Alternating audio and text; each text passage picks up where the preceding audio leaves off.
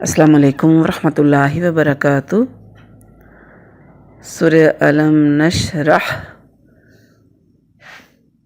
پارہ نمبر 30، سورت کا ترجمہ اور تفسیر۔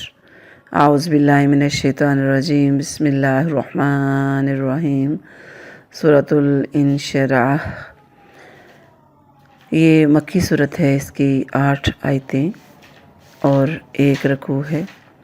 اعوذ باللہ من الشیطان الرجیم، بسم اللہ الرحمن الرحیم۔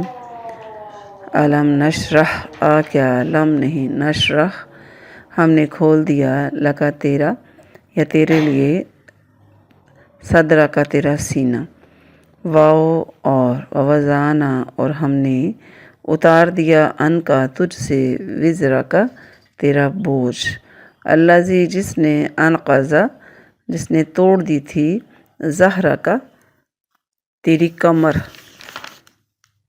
ورفعنا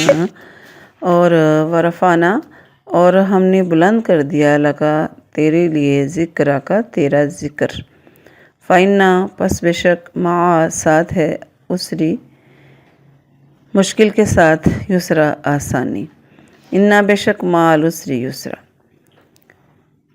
فیضا پس جب، فراغتا تو فارغ ہو جائے، فنصب تم محنت کر، وإلی اور طرف، ربی کا اپنے رب کی طرف، فرغب رغبت کر۔ بامحاورہ ترجمہ۔ کیا ہم نے تیرے لیے تیرا سینہ کھول نہیں دیا، اور ہم نے تجھ سے تیرا بوجھ اتار دیا، وہ جس نے تیری کمر توڑ دی، اور ہم نے تیرے لیے تیرا ذکر بلند کر دیا، بس بے شک ہر مشکل کے ساتھ ایک آسانی ہے، بے شک اسی مشکل کے ساتھ ایک اور آسانی ہے۔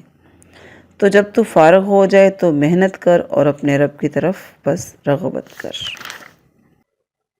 نحمدہ و نصلی علی رسول الکریم، اما بعد، اعوذ باللہ من الشیطان الرجیم، بسم اللہ الرحمن الرحیم۔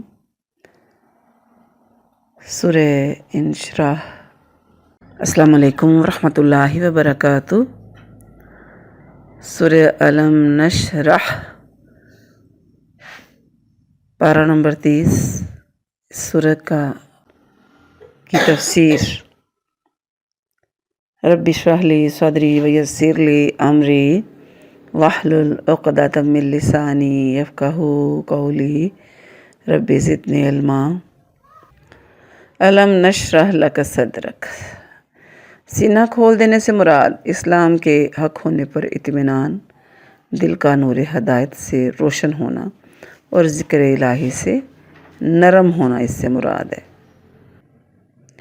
شرح صدر سے مراد طبیعت کا رسالت کی ذمہ داریاں اٹھانے کے لیے خوش دلی کے ساتھ راضی ہو جانا، جیسا کہ موسیٰ علیہ السلام کو فرعون کے پاس جانے کا حکم ہوا تو انہوں نے کہا وَيَضِيقُ صَدْرِي، یعنی میرا سینہ تنگ ہوتا ہے، تو اللہ نے دعا سکھا دی کہ دعا کرو، رب اشرح لی صدری ویسر لی امری والی دعا۔ پھر اس کے علاوہ شرح صدر میں آپ صلی اللہ علیہ وآلہ وسلم کے بچپن میں، وحی کے نازل ہونے کے آغاز میں، اور معراج کی رات، اور آپ کے بچپن میں بھی شق صدر یعنی سینے کو چاک کرنے کے بارے میں، اور اس کو سینے کو ایمان و حکمت سے بھر دینا بھی شامل ہے۔ احادیث کی کتابوں میں یہ بات ہمیں ملتی ہے۔ وضعنا عنک وزرک، بوجھ اتار دینے سے مراد وحی الہی برداشت کرنے کی طاقت پیدا کرنا ہے۔ حدیث میں آتا ہے کہ جب آپ صلی اللہ علیہ وآلہ وسلم پر وحی اترتی تو اس کے بوجھ سے وہ اونٹنی جس پر آپ سوار ہوتے وہ بیٹھ جاتی۔ اس کے علاوہ نبوت کی جو ذمہ داریوں کا بوجھ ہے وہ بھی اس سے مراد ہے، جسے آپ بہت شدت سے محسوس کرتے تھے۔ وَرَفَعْنَا لَكَ ذِكْرَكَ، یعنی دنیا اور آخرت میں آپ کا نام بلند کر دیا، زمین کے مشرق و مغرب تک آپ کی امت کی حکومت پھیلا دی، کلمہ شہادت، اذان، اقامت، خطبہ دیا جاتا ہے اور تشہد بھی، اس کے علاوہ بھی کئی جگہوں پر اللہ کے نام کے ساتھ آپ صلی اللہ علیہ وآلہ وسلم کا نام بھی لیا جاتا ہے۔ اللہ کی اطاعت کے ساتھ آپ کی اطاعت فرض ہے۔ کوئی وقت ایسا نہیں جس میں کہیں نہ کہیں آپ کا ذکر خیر نہ ہو رہا ہو۔ قیامت کو اولاد جو آدم علیہ السلام کی سیادت ملے گی، پھر جو حوض کوثر وہ بھی، پھر لواء الحمد کا جھنڈا بھی، پھر کیا مقام محمود، شفاعت کبریٰ، یعنی آپ کا ذکر ایسے ہی بلند ہوگا۔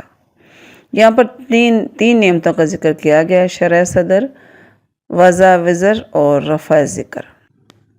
فَإِنَّ مَعَ الْعُسْرِ يُسْرًا۔ آپ میں جو آپ علیہ السلام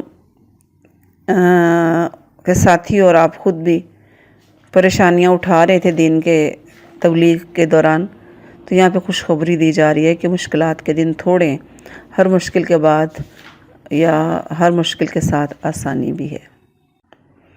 تو دوبارہ اللہ تعالیٰ نے اس آیت کو دہرایا ہے کہ تکرار جیسے کرتے ہیں نا کہ بات کو دہرایا جاتا ہے بات کو واضح کرنے کے لیے، کہ